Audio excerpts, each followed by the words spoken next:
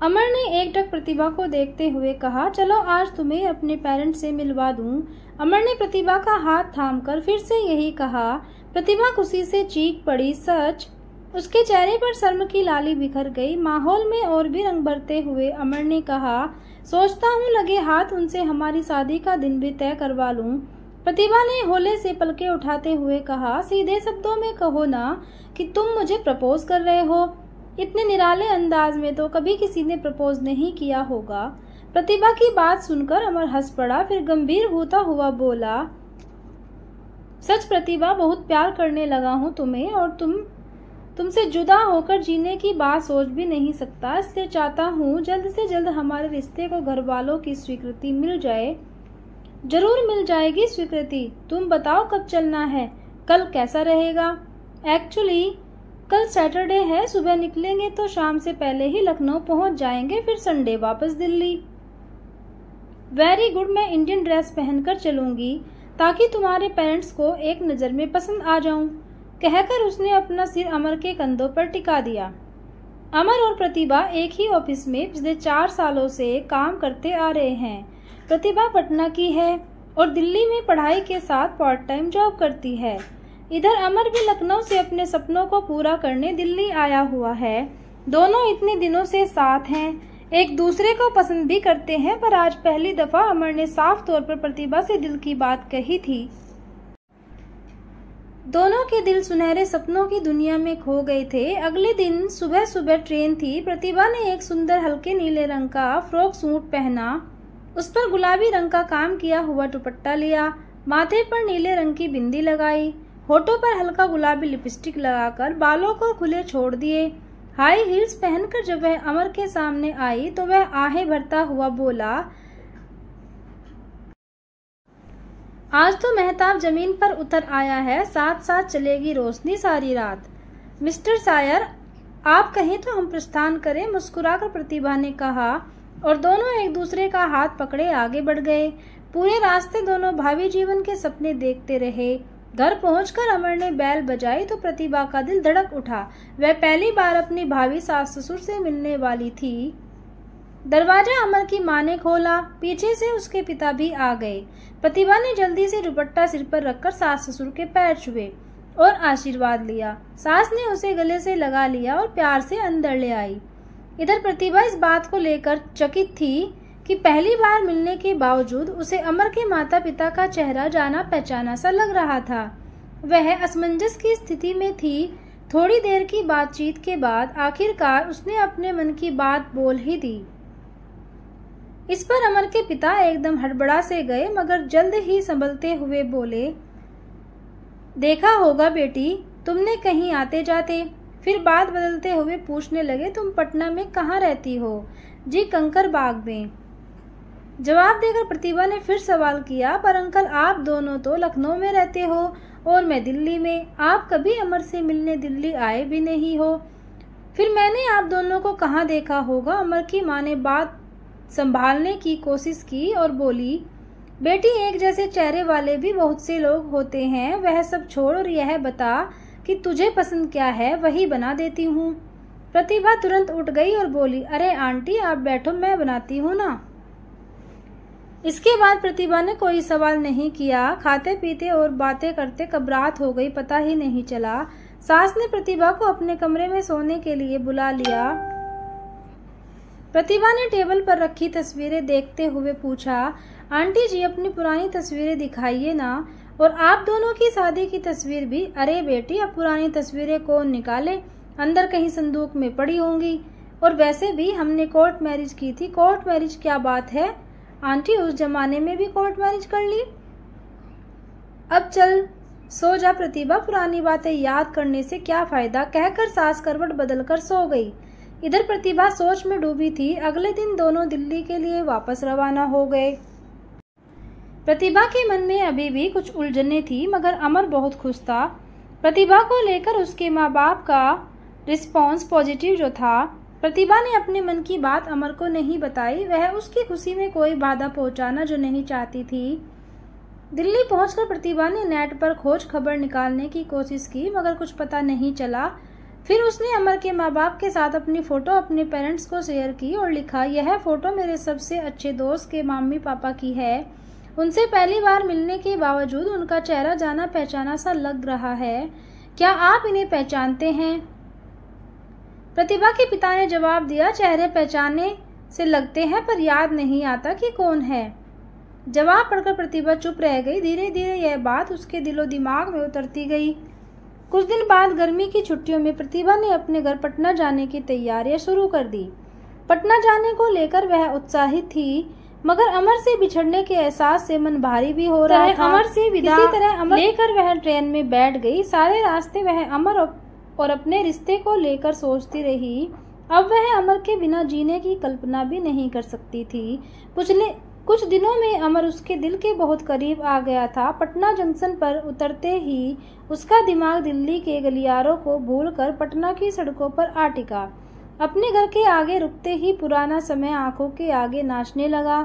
जब स्कूल में पढ़ने वाली प्रतिभा अपने घर आंगन को गुलजार रखती थी, वह मम्मी पापा की इकलौती लाडली बिटिया जो थी। दरवाजा खोलते ही माँ ने उसे गले से लगा लिया।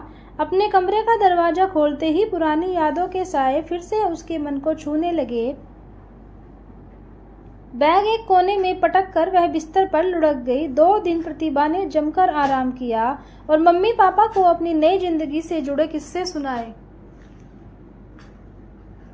तीसरे दिन वह थोड़ी एक्टिव हुई और घर की सफाई करने लगी। सफाई के दौरान उसे जाले लगी एक पुरानी तस्वीर दिखी। तस्वीर करीब 30-35 साल पहले की थी, जब उसके मम्मी पापा कॉलेज में थे। जाले पहुंचकर प्रतिभा ध्यान से तस्वीर देखने लगी कि अचानक उसे तस्वीर में अमर के पिता दिखाई दिए। हालांकि वे काफी बदले हुए नजर आ रहे थे, मगर वह उनका चेहरा एक नजर में ही पहचान गई थी।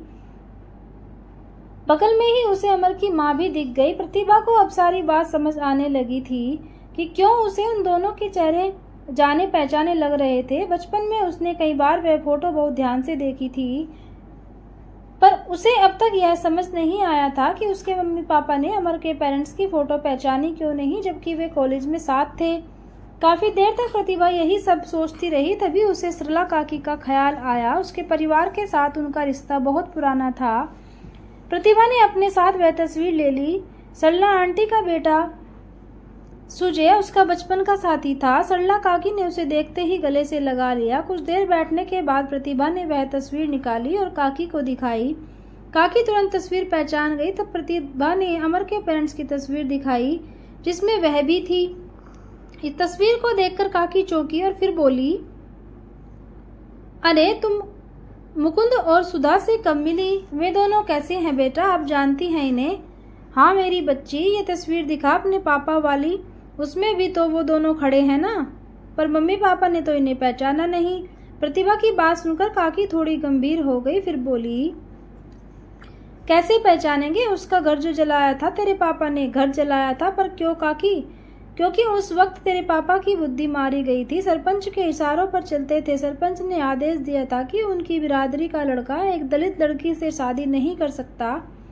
सुधा दलित थी न। सरपंच ने लठैतों को भेज उनका घर जलाने को। बस तेरे पापा भी निकल लिए साथ। यह भी नहीं सोचा कि अपने दोस्त का घर जलाने जा रहे हैं। उसकी आंखें तो तब खुली जब उनका पुश्तैनी घर पूरी तरह जलाने के बाद सरपंच के लड़कों ने मुकुंद के बूढ़े माँ बाप को मार भी डाला, छोटी बहन को घर से जिंदा जला दिया। यह सब देखकर तेरे बाप की रूह कांप उठी और उसने उसी दिन से सरपंच का साथ पूरी तरह छोड़ दिया।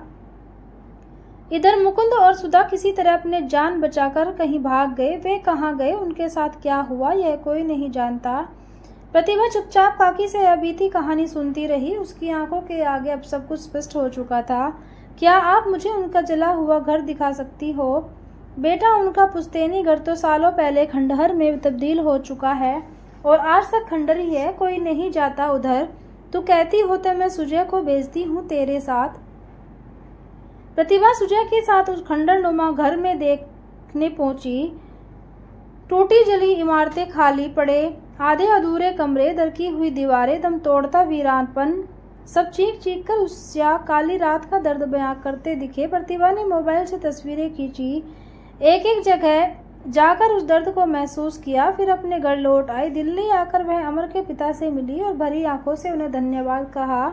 तो उन्होंने चौंकते हुए प्रतिभा की ओर देखा। प्रतिभा ने कहा, अंकल, मैं पटना के कंकड़ बाग में उसी मोहल्ले में रहती हूँ जहाँ कभी आप दोनों भी इतनी मुसीबतें आने के बाद भी आपने आंटी का साथ नहीं छोड़ा, अपने प्यार को निभाया, इतनी हिम्मत दिखाई।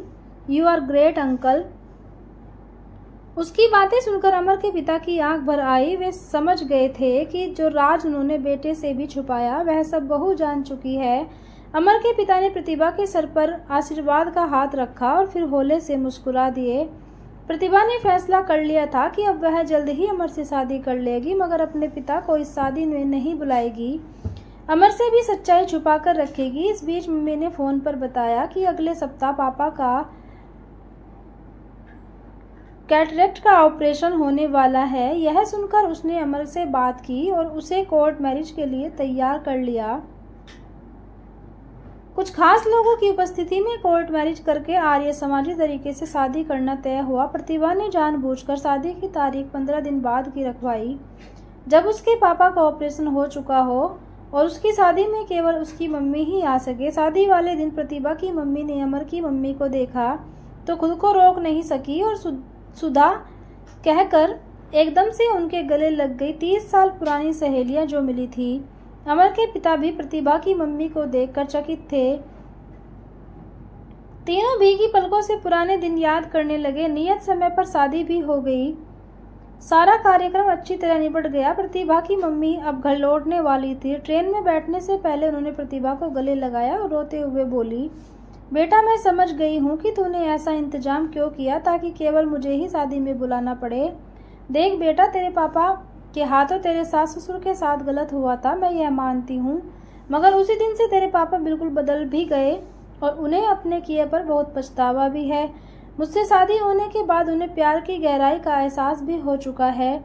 जानती है, मैं जब आ रही थी तो तेरे पापा ने क्या कहा था? क्या कहा था मम्मी?